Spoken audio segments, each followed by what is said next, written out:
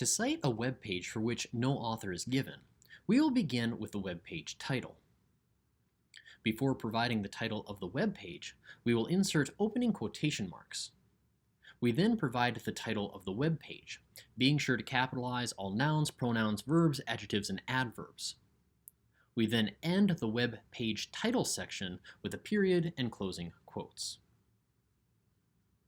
After providing the title of the web page, we will then provide the name of the web site. The web site's name is given in italics.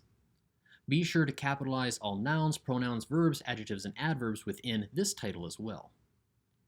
We will then end this section with a comma. Next, we will give the publication date of the web page. If available, we should provide the day, month, and year that the web page was published. If the month is more than 4 letters long, abbreviate it.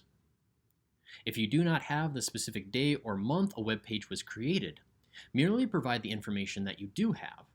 For instance, if we could only find the year for this publication, we would merely insert 2019. If you cannot find any publication date information, leave this section blank. For this source, however, all the information is given, so we do need to include it. The publication date section then concludes with a comma. Next, we provide the URL for the web page. This is then followed by a period.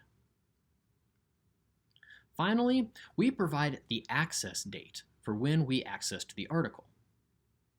Type the word accessed, then give the day, month, and year that you accessed the web page. If the month is more than 4 letters long, abbreviate it. We will then end the citation with a period. Providing this information in this order will make it easy for a reader to find and validate the information that we provide from web pages.